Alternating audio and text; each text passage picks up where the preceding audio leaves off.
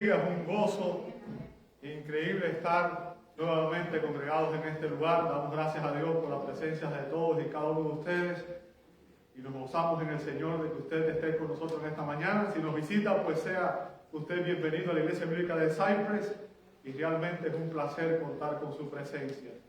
Les invito a que por favor abran su Biblia en Romanos capítulo 15 y me parece mentira que ya estemos en el capítulo 15 de Romanos. Romanos capítulo 15, vamos a leer los versos 1 al 6. Abre tu Biblia, por favor. Romanos 15, 1 al 6.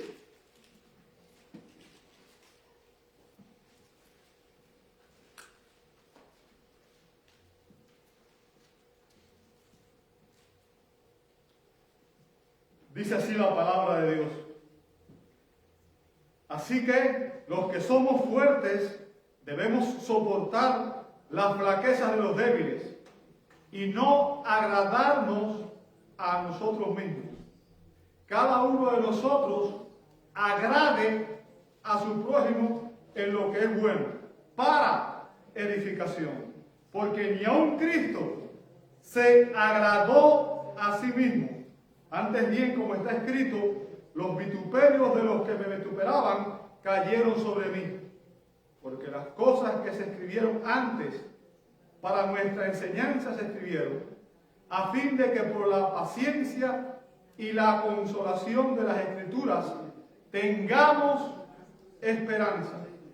Pero el Dios de la paciencia y de la consolación os dé entre vosotros un mismo sentir, según Cristo Jesús, para que unánimes a una voz glorifiquemos al Dios y Padre de nuestro Señor Jesucristo. Amado Dios, te damos gracias. Gracias por esta oportunidad preciosa de poder adorarte.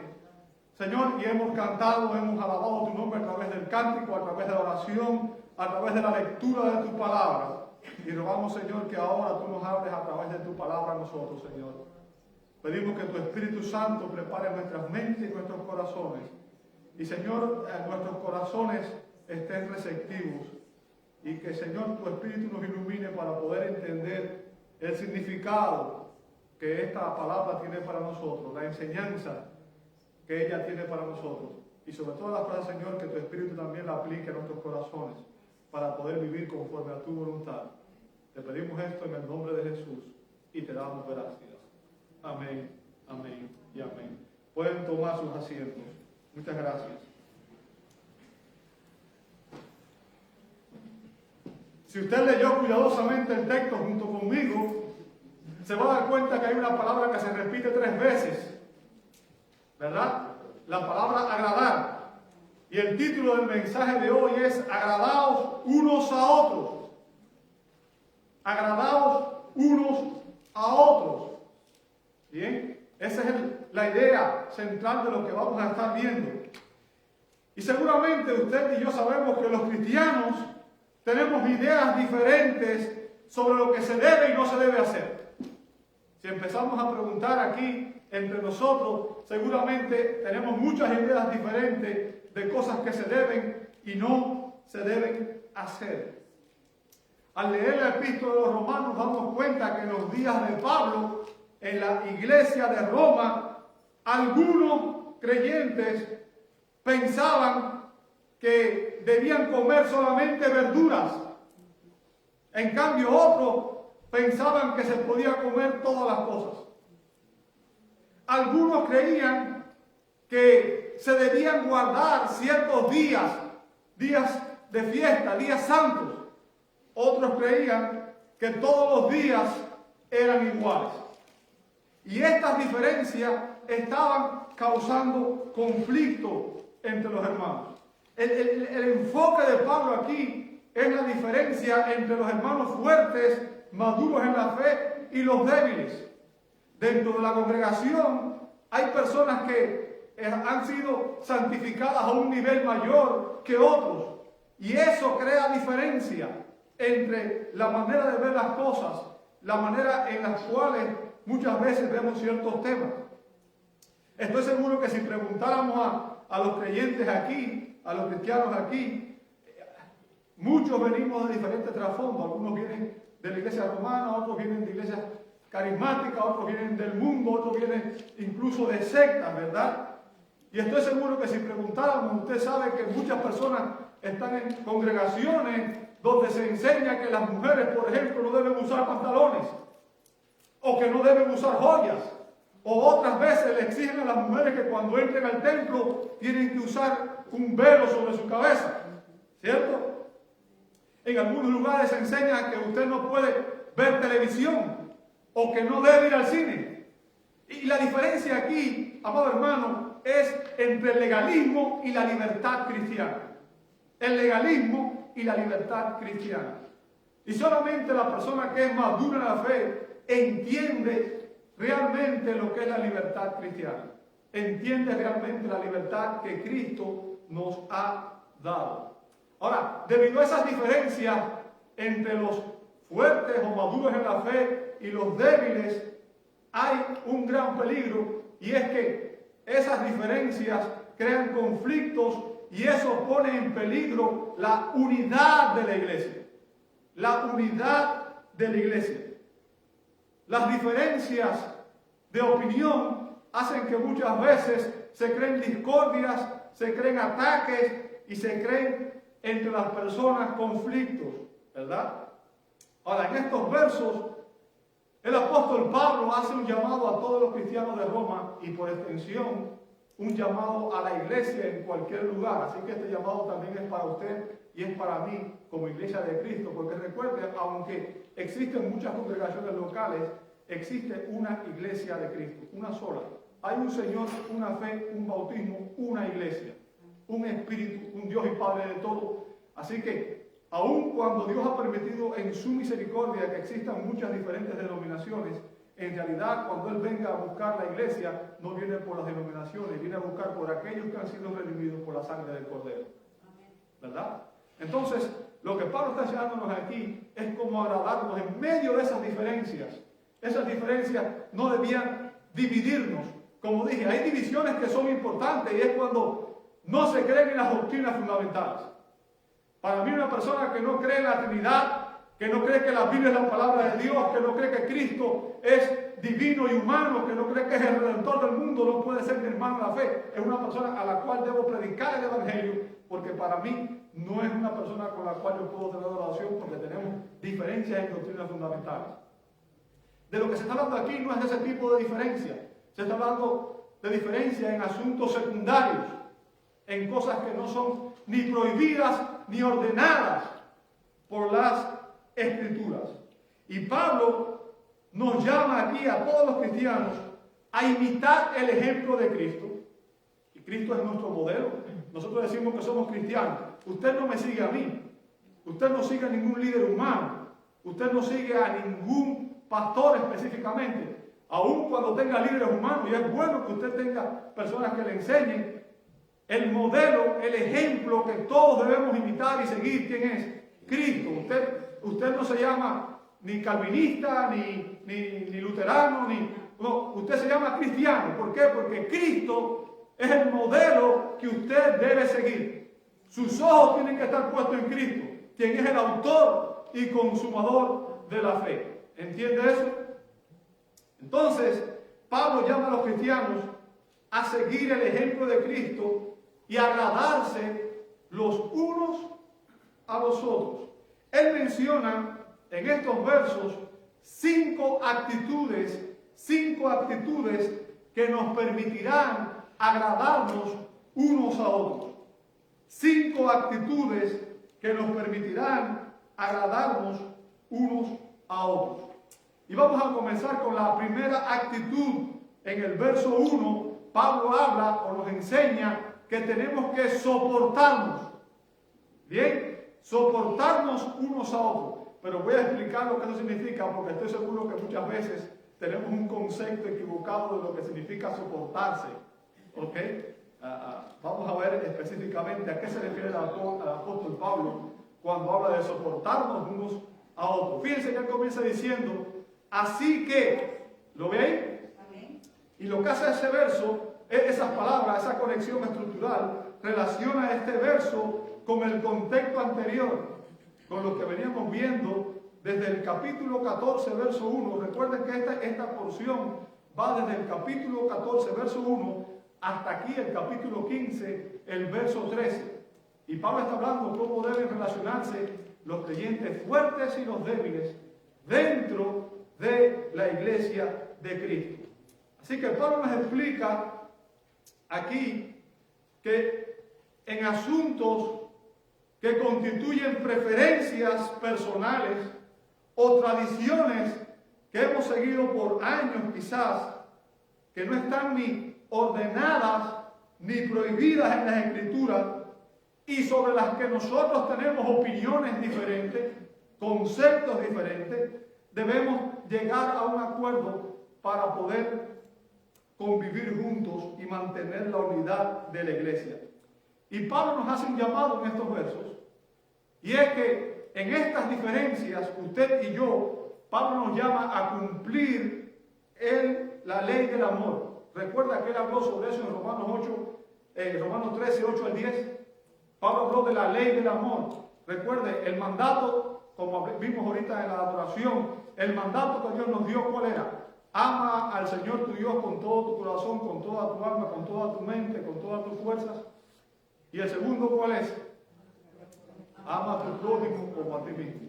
¿Sabe que cuando analizamos la Escritura, la Biblia nos dice, en ese pasaje nos dice que debemos amar, primero nos dice que debemos amar a nuestros hermanos en la fe, ¿verdad? O sea, a todos los que estamos aquí deberíamos amarnos porque somos hermanos en Cristo, ¿cierto? Después nos dice que debemos amar al prójimo. ¿Y quién es mi prójimo? Toda persona que esté alrededor mío. Toda persona, independientemente de cualquier cosa, debo amarla. Aún cuando esa persona no tenga mi misma fe, es mi prójimo y yo tengo que amarla, ¿cierto? Aún cuando esa persona piense diferente de mí, yo tengo que amarla. Y después Pablo nos dice, nos enseña que aún debemos amar a ¿quiénes? A nuestros enemigos. O sea que al final de cuentas un cristiano tiene que amar ¿a quién? A todo el mundo. Entonces la ley del amor es la que dije, la que debe regir las relaciones cristianas. Porque debíamos amar a todos independientemente de quiénes sean y cómo sean. ¿Comprende eso? Pero en el contexto, obviamente, Pablo dirige estas palabras. Fíjense lo que dice Pablo. Así que los que somos, ¿qué? Fuertes. ¿Ok? Y está hablando, obviamente, de personas que son maduras en la fe y que tienen una mayor conocimiento y una mayor convicción de las Escrituras. Que entienden ciertas cosas, ciertas doctrinas que las personas débiles todavía no han entendido a plenitud. Es a eso lo que el apóstol se refiere, a personas que tienen un conocimiento más profundo de la palabra de Dios. Y fíjense que Pablo dice, los que somos, o sea, él se incluye dentro de este grupo de personas. Los que somos fuertes, ¿bien? Pablo llama a las personas fuertes o maduras en la fe. Dice el apóstol Pablo, debemos, ¿lo ve ahí? Debemos, y el verbo griego que él usa aquí significa ser deudor, estar obligado por el deber. O sea, lo que está diciendo es, los creyentes fuertes tenemos la obligación, tenemos el deber, ¿ok?, de hacer esto. Dice, y el verbo está en tiempo presente, así que enfatiza una obligación moral y espiritual continua. ¿De qué cosa? De soportar. ¿Ok? Pablo está diciendo, continuamente, tú que eres fuerte, tienes la obligación y el deber delante de Dios, la obligación espiritual y moral de soportar, y el término que usa ahí se refiere a levantar y llevar una carga. Levantar y llevar una carga. El sentido que usa ahí el término es similar al de Gálatas 6:2, donde dice, llevaos las cargas unos de los otros. Bien, Pablo llama a los creyentes a sobrellevar las cargas de los demás. Lo que, escuche bien, no significa soportarse no significa soportarse como una carga. ¿Entiendes eso? Porque muchas veces pensamos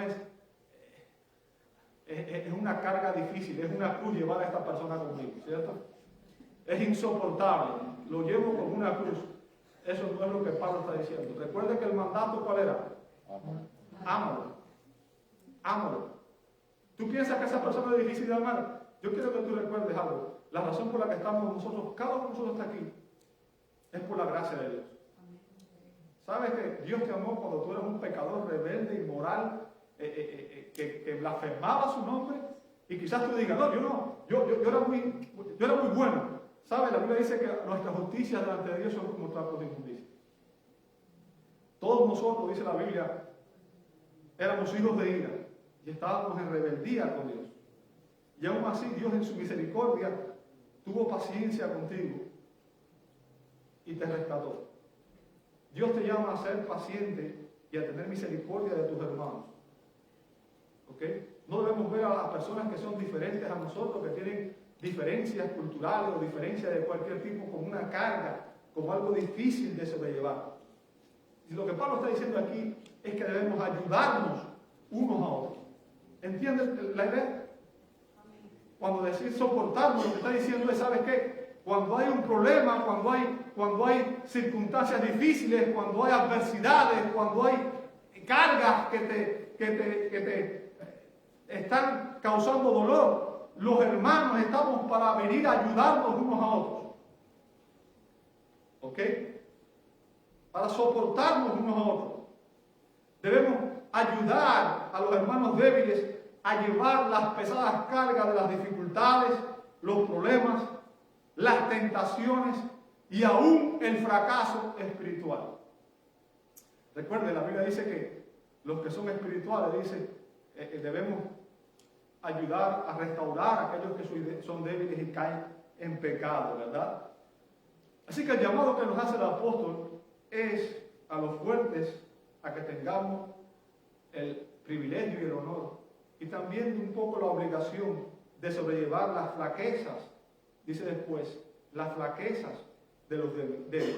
¿Sabe? Y el término flaquezas empleado por Pablo ahí significa literalmente ausencia de fuerza, debilidad. Es cuando una persona no tiene las fuerzas para sobrellevar una carga. ¿Ok? Y entonces nuestro rol, nuestra función es ponernos al lado de esa persona y ayudarlo a llevar esa carga. Eso es lo que debemos hacer todos nosotros como iglesia. Especialmente las personas que son más maduras en la fe, deberíamos siempre estar al lado de las personas débiles para ayudarlos a cargar todas estas dificultades, problemas, tentaciones y un fracasos espirituales para que ellos puedan continuar creciendo en la fe. Y recuerden, se está hablando de estas debilidades. Cuando se habla de debilidades aquí se refiere a aquellos cristianos que quizás son nuevos, quizás son recién nacidos en Cristo, ¿ok? Cuya comprensión de ciertos temas en las Escrituras, en la palabra de Dios, aún es insuficiente, ¿ok? Lo que estaba pasando en la iglesia de Roma es que algunos creyentes todavía no entendían de que la ley ceremonial había sido abolida y no necesitaban seguir guardando las restricciones que Dios había dado en la ley de Moisés. Y por eso ellos, en vez de comer carne de cualquier tipo, simplemente estaban comiendo verduras. ¿Ok? Estas personas, como no tienen una comprensión amplia de las Escrituras, siguen guardando ciertas cosas porque su conciencia los acusa, se sienten culpables. Los judíos se sentían culpables porque pensaban que estaban quebrantando la ley y para ellos eso era pecado. Y como era pecado, obviamente en su conciencia ellos estaban pecando cuando veían que alguien hacía algo como esto, ¿verdad? Ahora, el mandato de Pablo aquí a los creyentes maduros, el mandato que Pablo da a los creyentes maduros es que nos abstengamos, fíjense, nos abstengamos voluntariamente por amor a esos hermanos de ejercer nuestra libertad y que renunciemos a aquellas cosas que sabemos que son permitidas y que son correctas. Nosotros tenemos esa libertad porque sabemos que las Escrituras no las prohíbe. Sin embargo, como hay hermanos en la fe que son débiles y para ellos todavía esas cosas representan pecado, Pablo dice, en vez de ejercer tu libertad, en vez de disfrutar de esas cosas, simplemente cuando estés ante esos hermanos débiles, cohíbete de hacerlo por amor a ellos. Para que no te conviertas en un obstáculo, en una piedra de tropiezo y no hagas que tu hermano caiga en tentación o peque. Lo que nos está llamando es a considerar a nuestro hermano. Y que hagamos esto para no ofender su conciencia. ¿Ok? Lo que Pablo hace es un llamado a restringir nuestra propia libertad. ¿Sabe? El apóstol Pablo sabía que no tenía que restringirse en comer nada. Él sabía que no hay nada en el Nuevo Testamento, en ningún mandamiento, de abstenernos de comer ningún tipo de comida. Sin embargo, cuando él estaba con los judíos, él se limitaba por amor a los judíos para poder predicar el evangelio a los judíos. Y él dice en una ocasión, ¿sabes qué? Si por causa de la comida, mi hermano, la conciencia de mi hermano se ve ofendido, no comeré carne jamás, dice Pablo, por tal de no ser tropiezo a estas personas. Y lo que está diciendo el apóstol es, ¿sabes qué? Cuando tú vas a hacer algo, piensa en el bienestar de la persona que está a tu lado. Y pon el bienestar de esa persona por encima de tu propio bienestar, de tus propios intereses, de tus propios gustos, de tus propias motivaciones, de lo que tú quieres, de lo que te gustaría que fuera. ¿Sabes? Si yo preguntara aquí, estoy seguro que muchos de ustedes tienen una opinión diferente y les gustaría que la iglesia fuera de como usted quiere, ¿cierto? Y todo el mundo quiere hacer las cosas a su manera. Y muchas veces pensamos que nuestra manera es la única manera correcta. Y eso es lo que crea estos conflictos. ¿Ok? Y lo que Pablo nos dice aquí es que los hermanos fuertes en la fe estamos obligados a mostrarle consideración genuina, amorosa y práctica a los demás creyentes. Aprendamos a ser condescendientes y a pensar en el bienestar de mi hermano por encima del mío propio. Ahora, además de soportarnos mutuamente, los cristianos tenemos una segunda actitud que debemos seguir. Y Pablo dice que es que debemos edificarnos. Nos enseña a edificarnos. Fíjense que el principio se establece primero negativamente al final del verso 1. Pablo dice, y no agradarnos a nosotros mismos. Y luego dice positivamente en el verso 2, cada uno de nosotros agrada a su prójimo en lo que es bueno. ¿Para qué? Para edificación. ¿Lo vio ahí? Y sabe, el verso alude a la enseñanza de Levítico 19:18 nuevamente. Recuerde, la idea detrás de todo esto es el amor cristiano. ¿Ok? En Levítico 19:18 se nos da el mandato de amarás a tu prójimo como amar al prójimo como a nosotros mismos. Nuevamente, la ley del amor. ¿Ok? La ley del amor. O sea, el amor constituye el cumplimiento de la ley. Si nosotros realmente amáramos a Dios como se nos manda y amáramos al prójimo como nosotros mismos, estaríamos cumpliendo toda la ley moral de Dios. ¿Sabe eso? ¿Ok? Ahora, cuando Pablo habla aquí de agradar al prójimo, en este contexto, se refiere al acto de aquellos cristianos maduros, fuertes, que renuncian a hacer algo legítimo, algo permitido por las Escrituras, porque el cristiano débil en la fe piensa que está mal. ¿Y por qué razón está agradando al cristiano débil de esta manera? Bueno, porque al cohibirse de hacer esas cosas que la conciencia del hermano juzga como pecaminosas, le está quitando una fuente de tentación. ¿Ok? Le está quitando una fuente de tentación y le facilita así su intento de vivir una vida que agrade a Dios. ¿Okay? Ahora, recuerde, todo lo que hacemos nosotros debía ser para la edificación mutua dentro de la iglesia. Recuerde el concepto de iglesia. ¿Okay? Lamentablemente muchas personas hoy no entienden lo que es una iglesia. El término iglesia significa los llamados de afuera a una asamblea. Y en este caso son los llamados del mundo a congregarse para juntos glorificar a Dios. ¿Ok? Y cuando se habla de la iglesia en el Nuevo Testamento, las palabras que se usan son un edificio, un cuerpo. O sea, cada una de esas cosas, todos hablan de elementos que juntos constituyen una unidad. Una unidad que debe ser indivisible. Una unidad que debe junta trabajar para edificarse. ¿Ok? Y lo que Pablo está tratando de enfatizar aquí, amado hermano, es que no debemos procurar complacernos a nosotros mismos. Y eso es algo difícil, ¿cierto? Porque a todos nosotros nos gusta complacernos a nosotros mismos. ¿Sí o no? ¿Qué queremos hacer? Aquellas cosas que nos agradan, aquellas cosas que nos gustan, aquellas cosas que nos dan placer. ¿Cierto? Entonces, lo que Pablo está diciendo aquí, ¿sabes qué? En vez de procurar complacerte a ti mismo, cuando tú estés con tus hermanos, trata siempre de pensar en su bienestar. En su bienestar. No pienses en tu bienestar, piensa en el bienestar de los demás. La ley del amor, escucha esto, la ley del amor debe regular nuestra conducta. ¿Escuchó eso?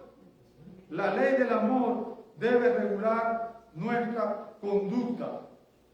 No debemos simplemente preguntarnos qué es lo correcto.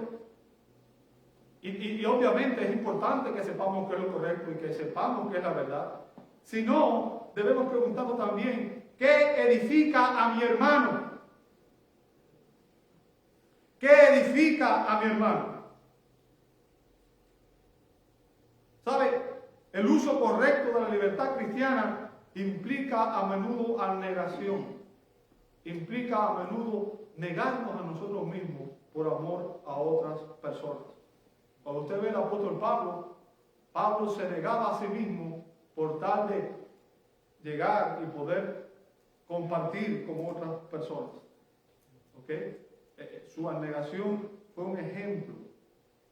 Ahora, podemos, teniendo en cuenta esto, que edifica a mi hermano, si usted y yo pensáramos más en eso, tendríamos que estar dispuestos también a perder ciertas libertades, a dejar de practicar ciertas cosas que sabemos que quizás serían legítimas, pero que pueden hacerle daño a la conciencia de los hermanos débiles. Y nuestro propósito al acomodarnos a la conciencia de los débiles es ayudarlos para que ellos también sean edificados en la fe y sean fortalecidos y también crezcan en la piedad y en el conocimiento de nuestro Señor Jesucristo. ¿Comprende eso? Ahora, ¿cómo es edificada la iglesia? La iglesia es edificada a través de la palabra de Dios por medio del Espíritu Santo. Eso es lo que dice Judas capítulo 20. Y a través del uso adecuado de los dones espirituales y por medio del amor mutuo, el respeto y el aliento de sus miembros. Recuerde, Dios nos puso a todos nosotros y todos nosotros somos diferentes. Eso es lo bonito. En la iglesia debe haber unidad dentro de la diversidad. Cada uno de nosotros tiene gustos diferentes, trasfondos diferentes, motivaciones diferentes, una serie de diferencias. Pero al final de cuentas hay algo que nos une, que es el amor de Cristo. Estamos aquí porque decimos que somos cristianos y tenemos que mirar a Cristo y ver cómo Él actuó y aprender de Él cómo yo debo tratar a las personas a mi alrededor. ¿Cómo yo debo reaccionar ante las personas tan diferentes? Hermano, en nuestra congregación tenemos personas de aproximadamente 15, 16 países. Y eso implica diferencias culturales. Y aunque hablamos español, muchas veces la manera que hablamos español no es igual. Si usted dice tortilla en México, usted sabe lo que es la cubierta de un taco. Si usted dice tortilla en España, es un omelette. ¿Ok? Entonces hay diferencias culturales. La manera en que unos responden es diferente a la manera que otros responden. Y lo que para unos está bien, para otros es ofensivo. muchas veces esas diferencias nos dividen. De hecho, hay veces que tenemos diferencias nacionales y pensamos los fulanos de un país odian a otro país y a veces permitimos que nosotros como iglesia mantener esas diferencias. Y eso está mal. ¿Sabe que el Evangelio no tiene barreras culturales? La palabra de Dios trasciende todas las culturas. Y si usted es cristiano, cuando usted entra aquí, usted no es ni de ningún país, de ningún color, ni de ningún... Usted es cristiano. En Cristo, hombre, mujer, libre, gentil, publicano, todos somos iguales.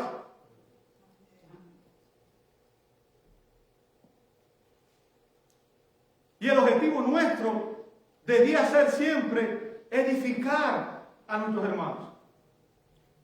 Como les he dicho varias veces, la iglesia es un cuerpo y cada uno de nosotros, amados hermanos, Dios nos puso aquí con un propósito. No está aquí para que esté sentado ahí sin hacer nada. ¿Sabe? En el cuerpo, cada uno de los miembros del cuerpo, toda célula forma parte de un miembro, ¿verdad? Y todos los miembros, con sus diferencias, cumplen una función. Y así Dios nos puso a todos nosotros aquí, siendo tan diferentes, pero con un propósito, es que juntos edifiquemos y nos edifiquemos. Y en amor seamos capaces de limar cualquier diferencia y trabajemos juntos por el bienestar del cuerpo, no por el bienestar mío. ¿Se imagina si el riñón dice, ¿sabes qué? A partir de ahora trabajo para mí nada más, no para el cuerpo? Se echa a perder la cosa, ¿cierto? O si el corazón dice, no, a partir de hoy, ¿sabes qué? No funciona. Entonces, tenemos que entender eso. No se trata solo de lo que me gusta a mí, de lo que yo creo, de lo que a mí me gusta, de mis prioridades. No se trata de mí. Somos un cuerpo y tenemos que pensar como cuerpo, cómo hacer cosas que ayuden a mis hermanos a edificarse en la fe, a que crezcan espiritualmente, en vez de convertirme en tropiezo para ellos. Veamos la tercera actitud en el verso 3. Y Pablo cita el Antiguo Testamento como apoyo de su enseñanza. Dice el verso 3, porque ni aun Cristo, fíjense lo que dice, ni aun Cristo, y recuerde, Cristo es nuestro modelo, es nuestro Señor, Cristo es Dios. ¿Recuerda eso? Dice, ni aun Cristo, note lo que dice después, se agradó a sí mismo. ¡Wow! ¡Qué vergüenza para mí! ¿Cuántas veces he buscado agradarme a mí mismo? Ni aun Cristo se agradó a sí mismo. Antes bien, como está escrito, los vituperios de los que te vituperaban cayeron sobre ti. ¿Sabe lo que está haciendo Pablo? Aquí está citando el Salmo 69:9. El Salmo 69 es un salmo mesiánico. Y el tema del salmo es la pasión de Cristo. La pasión, el sufrimiento de Cristo. Salmo 69:9 dice, porque me consumió el celo, oiga lo que dice Cristo, porque me consumió el celo de tu casa, y los denuestos de los que te vituperaban cayeron sobre mí. ¿Sabe? La pasión de Cristo es el ejemplo supremo de alguien que abandonó sus propios placeres para promover el honor y la gloria de Dios. Renunció a su propio lugar de gloria, se humilló al asumir la naturaleza humana y a venir un mundo caído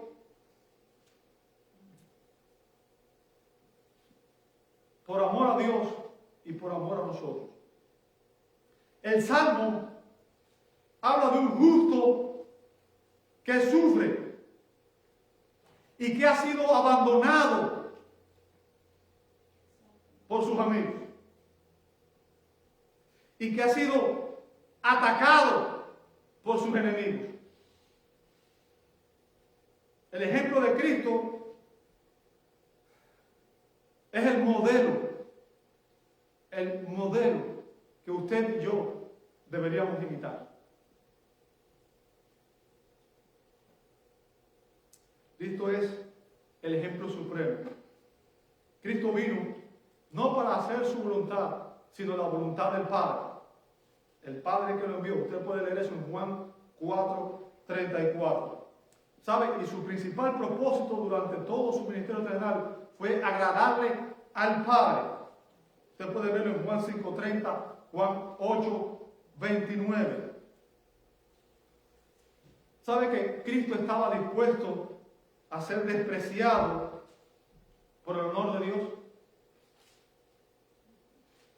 Él tomó sobre sí mismo los reproches que se dirigían contra Dios, porque Él vivía para honrar y glorificar a Dios. Él fue el ejemplo supremo de lo que significa honrar a Dios. Todo su ministerio terrenal, Él dijo: mi comida es hacer la voluntad del Padre. Mi comida y mi bebida es hacer la voluntad del Padre.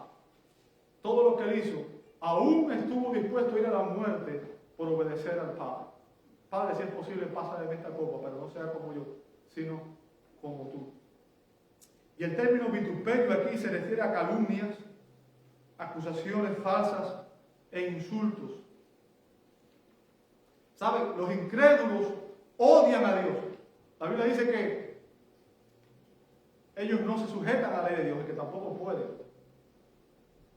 ¿Ok?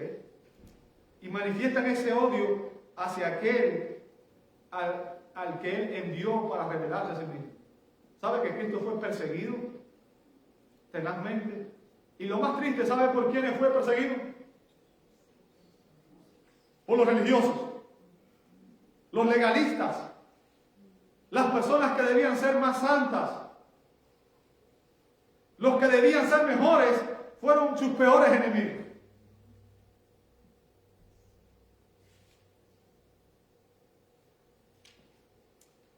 Lo que motivó a Cristo a soportar el rechazo, la indignidad y aún la muerte fue su celo por la gloria de Dios. Su celo por la gloria y el honor de Dios. ¿Saben? Y esto quiero que lo escuchen muy bien y mediten esto. Cristo nunca puso sus propios intereses y placeres en primer lugar. Cristo nunca puso sus propios intereses y placeres en primer lugar. ¿Sabe? Si Él lo hubiera hecho, Él nunca hubiera descendido de la gloria.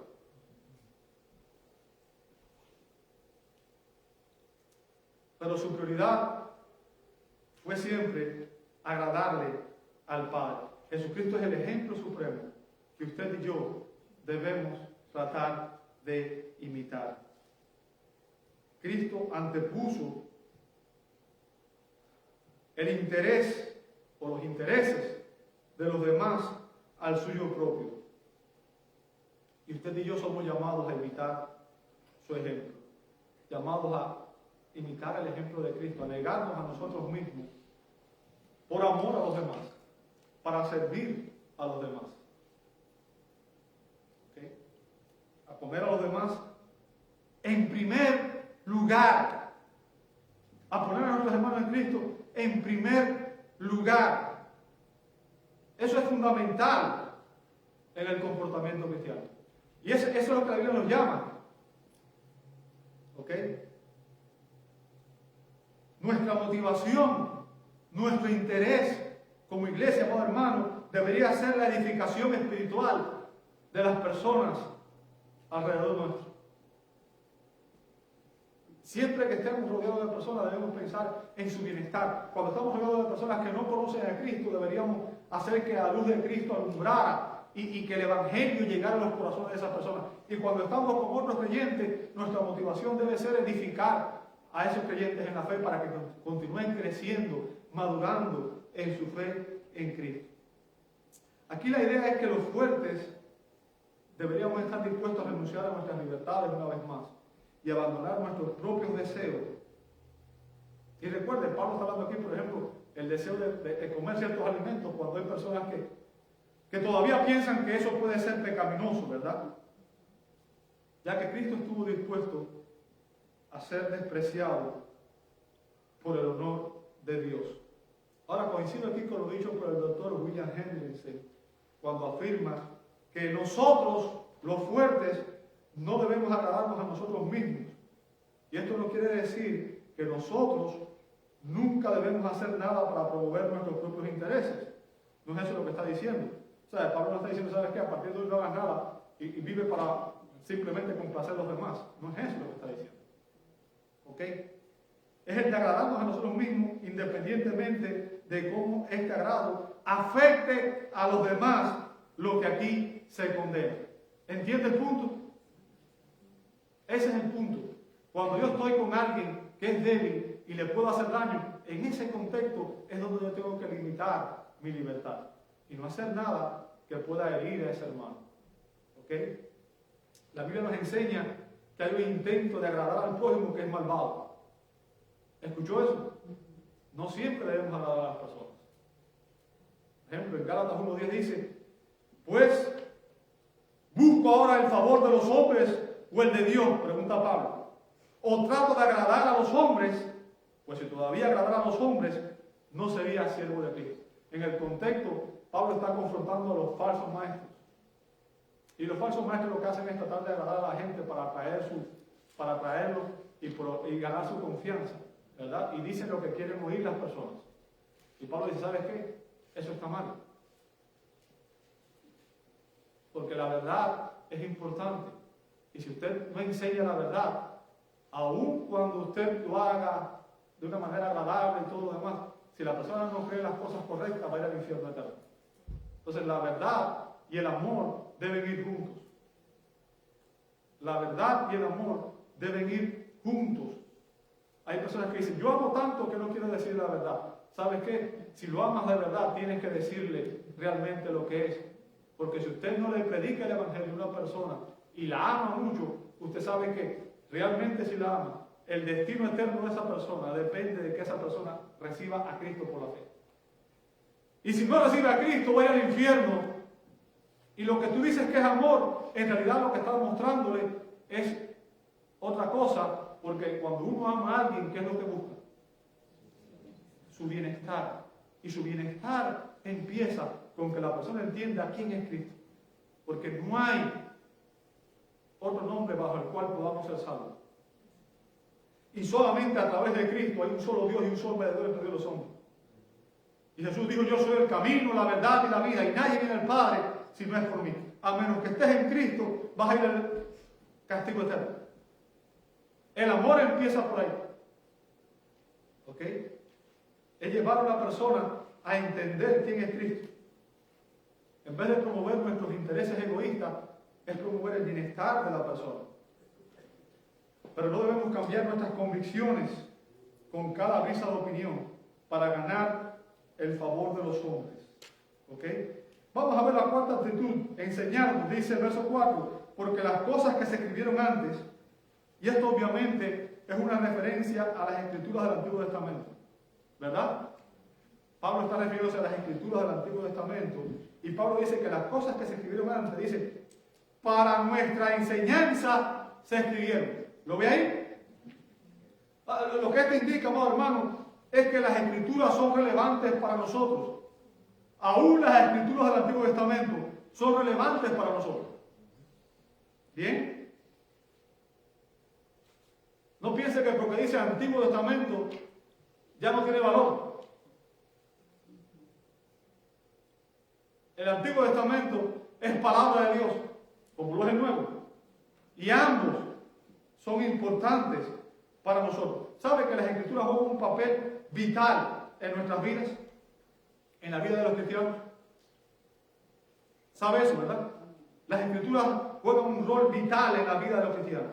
Es a través de la predicación, escucha bien, es a través de la predicación de las Escrituras que los pecadores recibimos vida espiritual, como dice 1 de Pedro 1:23, dice que fuimos renacidos no de simiente incorruptible, sino de la palabra de Dios que vive y permanece para siempre. O sea, es a través de la Biblia. ¿Sabe?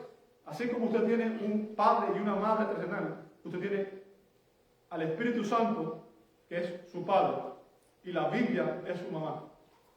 ¿Ok? Ellos dos son los que nos hacen nacer espiritualmente. ¿Comprende eso? Así que es a través de la predicación de la palabra de Dios que usted y yo recibimos vida espiritual. Es a través de la enseñanza de las Escrituras que los creyentes somos santificados. Juan 17:17, Jesús dijo: santifícalos en la verdad, tu palabra es verdad. Así que oyendo la palabra de Dios, usted recibe fe. Dice que la fe viene por el oír y el oír la palabra de Dios. Al escuchar la predicación, usted es santificado porque la Biblia también nos santifica. ¿Entiende eso? Es a través de las Escrituras que recibimos todos esos beneficios. Y las Escrituras son nuestra fuente de instrucción y son las que nos habilitan a nosotros para cumplir todas las demandas de una vida recta y un ministerio piadoso. ¿Cómo yo lo sé? 2 Timoteo 3:16 dice que toda la Escritura es inspirada por Dios y útil para enseñar, para corregir, para redarguir, para instruir en justicia, a fin de que el hombre y la mujer de Dios sean enteramente preparados para toda buena obra. O sea, la Biblia juega un papel crítico en la vida del cristiano. Un cristiano es una persona que entiende que la Biblia es la palabra de Dios y que así como se alimenta todos los días, así como alimenta todos los días su cuerpo físico, también debe alimentar su alma todos los días con la palabra de Dios. Cuando yo voy a la casa de un creyente y veo una Biblia toda empolvada por ahí en un rincón, me doy cuenta que algo está mal. Porque la Biblia no es para tenerla como un amuleto. ¿Sabe? La Biblia es para leerla, para rayarla, para escribirle, para tomar nota. La Biblia debe ser el alimento diario y debería demostrarse por la manera en que usted trata la Biblia, demuestra la manera en que usted trata a Dios. ¿Sabe eso? Si usted no lee la Biblia diariamente, entonces Dios no habla con usted diariamente. Recuerde que Jesús dijo: no solo de pan vivirá el hombre, sino de ¿qué? De toda palabra que sale de la boca de Dios. ¿Se está usted alimentando diariamente de la palabra de Dios? ¿Sabe? Pero Pablo nos enseña aquí otro propósito más que tienen las Escrituras. Bien, aparte de todo lo que he dicho, Pablo nos dice que las Escrituras se escribieron a fin de que por la paciencia y la consolación de las Escrituras tengamos esperanza.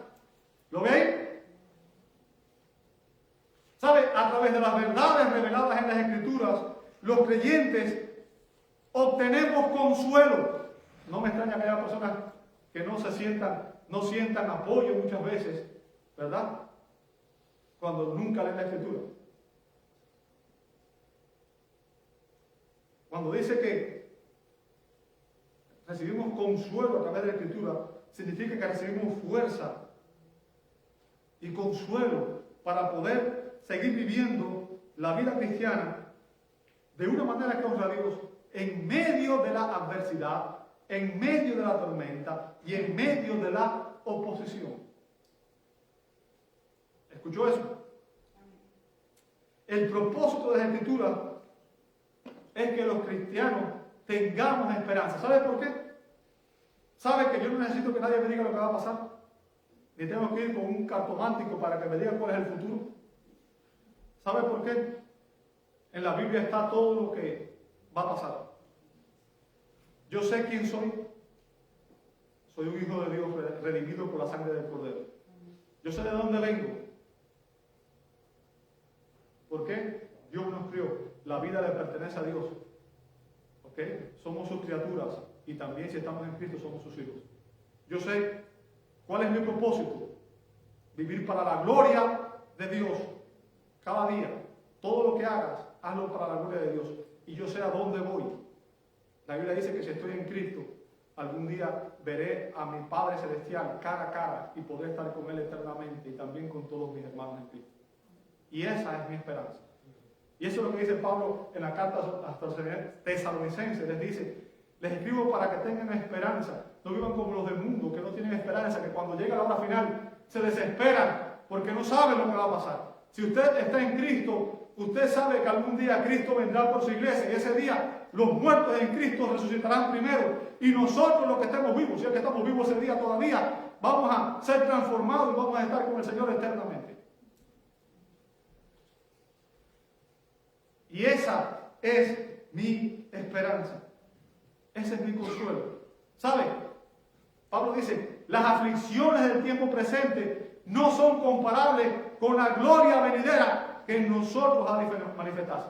Yo sé que mientras viva en este cuerpo y mientras viva en este mundo caído, voy a padecer aflicciones porque Jesús dijo, en el mundo tendrán aflicción, pero confíen en mí porque yo he vencido al mundo.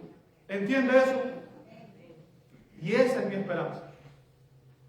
Esa es mi esperanza. Este no es mi hogar. Aquí soy un peregrino, un extranjero. Mi hogar está en los cielos. Allí está mi Padre Celestial. Allí están mis hermanos, está mi familia. Y algún día estaré con ellos.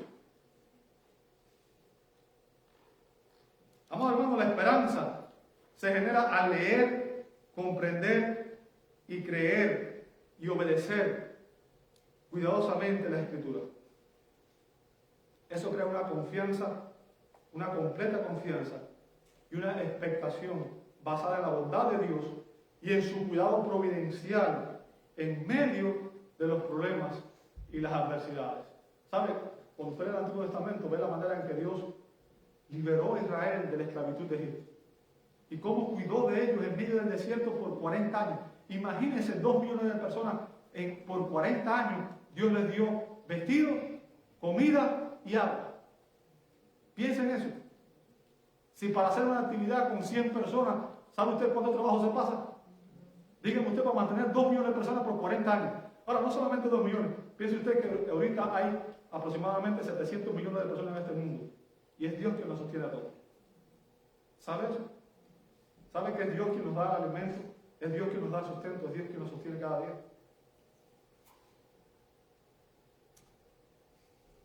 Al ver la manera en que Dios ha obrado en su pueblo, eso crea confianza, ¿verdad? Lo que Pablo nos enseña es que la forma en que la Escritura se convertirá en bendición para nosotros y a través de nosotros. ¿Cómo es? Es obedecerla, es ponerla en práctica. ¿Sabe? No se trata de leer la Biblia y olvidarse de lo que leímos. Se trata de entenderla, interiorizarla, creerla, aplicarla y vivirla. ¿Entiende eso? ¿Sabe lo que dijo Dios a Josué? Josué 1, 8 y 9. Nunca se apartará de tu boca este libro de la ley, sino que harás conforme a todo lo que en él está escrito, porque entonces harás prosperar tu camino y todo te saldrá bien. Nunca se aparte de tu boca este libro de la ley. Obedécelo. Ese es el llamado que Dios nos hace.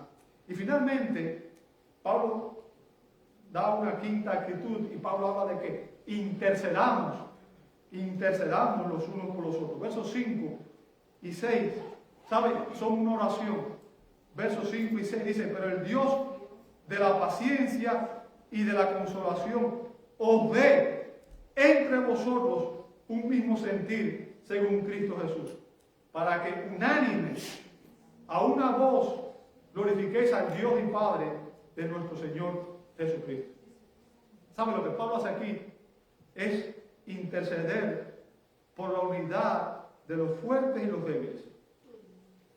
Y Pablo nos recuerda aquí en este pasaje, en estos versos, que tanto la paciencia como el consuelo provienen de Dios. ¿Sabe eso? La paciencia y el consuelo provienen de Dios mismo. ¿Ok?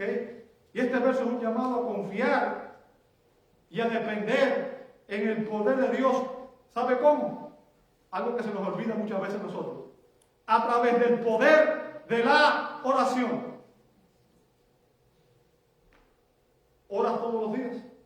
¿Cuántas veces oras? Si tú no oras, no eres cristiano.